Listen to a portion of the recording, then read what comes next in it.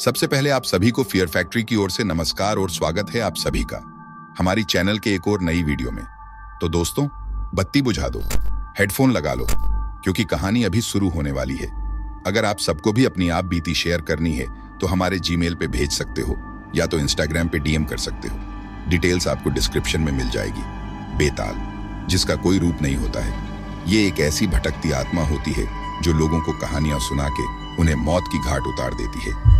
अगर आप कभी बेताल के जाल में फंस गए तो बिना उसके सवालों के जवाब दिए तुम उससे बच नहीं सकते। बेताल तुम्हें कोई भी रूप में मिल सकता है। आज की स्टोरी उन 3 दोस्तों की होने वाली है जो दार्जिलिंग घूमने निकले थे।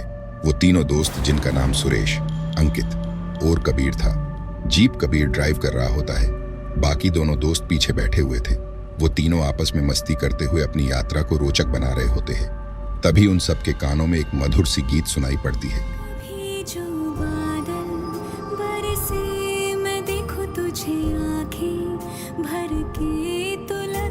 पहली बारिश की दुआ।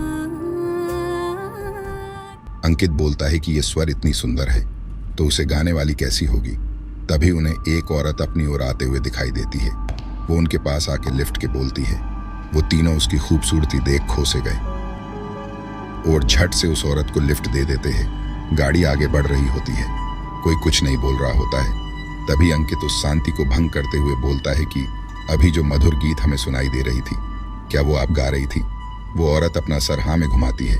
तब अंकित बोलता है, आपकी आवाज बड़ी मधुर है, क्यों ना आप अपना गाना फिर से जारी रखें। तभी वो औरत बोलती है कि वो गाना जब अकेली रहती है तभी गाया करती है, और जब वो किसी के साथ हो तब वो कहानी सुनाया करती है। सुरेश बोलता है, अरे वाह, ये तो काफी अच्छी बात है, क्यों ना आप हमें भी अपना कहानी सुनाओ। रास्ता काफी लंबा है, कहानी सुनते सुनते कट जाएगी आराम से। तब वो औरत बोलती है कि वो कहानी तो सुनाएगी ही, पर आखिर में वो कहानी से संबंधित सबसे प्रश्न भी करेगी। सबने हामी भर दी उस औरत को। एक गांव था जहां एक स्वाभाविक और अपने नृत्य कला में निपुण एक लड़की रहा करती थी। उसकी बढ़ती उम्र देख उसके परिवार वाले उसकी शादी कराने का सोचते हैं। वो लड़की के परिवार में उसके माता पिता और भाई था। एक दफा उस लड़की के पिता कुछ काम से गांव से बाहर जाते हैं और अपने घर लौटते वक्त उन पर डाकुओं का हमला हो जाता है। तो एक युवक उन्हें डाकुओं से लड़के बचाता है। वो पिता उस लड़के की लड़ाई और स्वभाव देख उससे काफी प्रसन्न हुए। वो उस लड़का, जिसका नाम वीर सिंह था, उससे वो अपने लड़की से शादी करने का प्रस्ताव रख देते हैं। वीर सिंह भी हाँ बोल देता है। उसके पिता वीर सिंह को अगले दिन ही बारात लेके घर आने को बोल देता है। उसी दिन उस लड़की के माँ के पास एक व्यक्ति आता है जिसका नाम तुलसीदास होता है।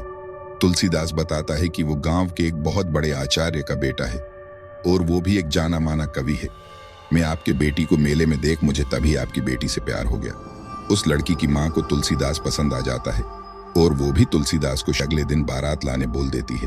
और उसी दिन उस लड़की का भाई बाजार गया होता है तो उसे वहां एक व्यक्ति मिलता है जो एक चीज पे बैठकर कुछ कर रहा होता है। वो पास जाकर उस व्यक्ति से पूछता है कि ये क्या चीज है।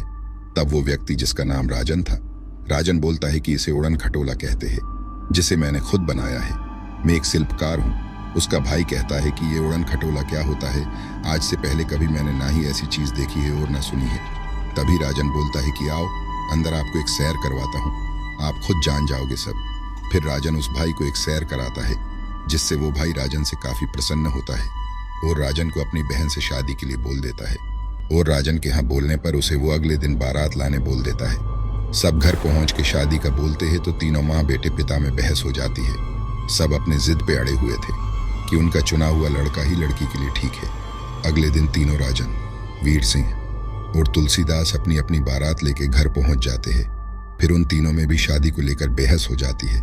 तभी वो लड़की, जो शादी के लिए तैयार हो रही होती है, तभी उसे एक राक्षस अगवा कर देता है। ये बात सबको पता चलने पर तुलसीदास बोलता है कि वो जाएगा लड़की को बचाने, क्योंकि उसे उस राक्षस का ठिकाना पता है। तभी राजन बोलता है कि मैं भी साथ में चलूंगा, हम मेरे बनाए हुए उड़न खटोले से उस राक्षस तक जल्दी पहुंच जाएंगे। तभी वीर सिंह बोलता है कि वो भी चलेगा, साथ में वो उस राक्षस से 2-2 हाथ करेगा। फिर तीनों उस उड़न खटोले पे बैठ के निकल पड़ते हैं उस लड़की को बचाने के लिए। तुलसीदास के बताए जगह पर पहुंचते ही उन्हें वो राक्षस और लड़की दिख जाते हैं। फिर राजन अपने उड़न खटोले को नीचे लाता है और वीर सिंह उस राक्षस पे अपने तीरों की बारिश शुरू कर देता है, जिससे वो राक्षस मर जाता है। फिर वो तीनों उस लड़की को सुरक्षित घर लेकर आ जाते हैं। अब सवाल ये आ जाती है कि वो लड़की किससे शादी करेगी। वो लड़की के पिता उस लड़की को स्वयंवर के लिए बोल देते हैं। अब वो औरत तीनों की तरफ देखते हुए सवाल करती है कि वो लड़की तीनों में से किसे अपना पति स्वीकार करेगी और क्यों। तभी अंकित जवाब देता है कि वो लड़की तुलसीदास को अपना पति स्वीकारेगी, क्योंकि वो नहीं होता तो वो तीनों कभी उस राक्षस तक नहीं पहुंच पाते। वो औरत बोलती है गलत जवाब। तभी अंकित को मुंह से खून निकलनी शुरू हो जाती है और उसकी मौत हो जाती है। सुरेश और कबीर ये सब देख काफी घबरा गए। तभी वो औरत सुरेश और कबीर की तरफ देख के बोलती है कि मेरे सवालों का जवाब दो, नहीं तुम दोनों भी इसी तरह से मारे जाओगे। कबीर गाड़ी पे ब्रेक लगाने की पूरी कोशिश कर रहा था, पर गाड़ी नहीं रुक रही होती है। सुरेश घबराते हुए जवाब देता है कि वो लड़की राजन को चुनेगी, क्योंकि राजन का उड़न खटोला नहीं होता तो वो तीनों उस राक्षस तक देरी से पहुंचते। तब तक वो राक्षस उस लड़की के साथ कुछ भी कर सकता था।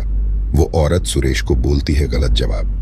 तभी दो बड़े बड़े चील उड़ते हुए आते हैं और सुरेश को अपने साथ उड़ा ले जाते हैं। कबीर अब समझ चुका था कि अगर राजन और तुलसीदास गलत जवाब थे तो अब बचा केवल वीर सिंह ही। कबीर जवाब देता है कि सही उत्तर है वीर सिंह को चुनेगी वो लड़की, क्योंकि वो उसके लिए उस राक्षस से लड़ा। वो औरत बोलती है कि तुमने सही जवाब दी पर तुम्हारी वजह गलत थी, तो अब तुम भी मरोगे। तब कबीर बोलता है तो सही वजह क्या है। वो औरत बोलती है उस लड़की को कोई भी कवि सुना सकता है, उस लड़की के लिए उड़न खटोला या कुछ और भी बना सकता है, पर एक लड़की को उसे अपनी जान की बाजी लगा के बचाने वाला होना चाहिए। वो औरत हवा में ही गायब हो जाती है और जीप एक खाई में जाकर गिर के फुट जाती है। फिर वो औरत जो एक बेताल है वो फिर से अपना भटकना शुरू कर देती है अपने अगले शिकार के खोज में। वीडियो पूरी देखने के लिए आपका बहुत बहुत शुक्रिया।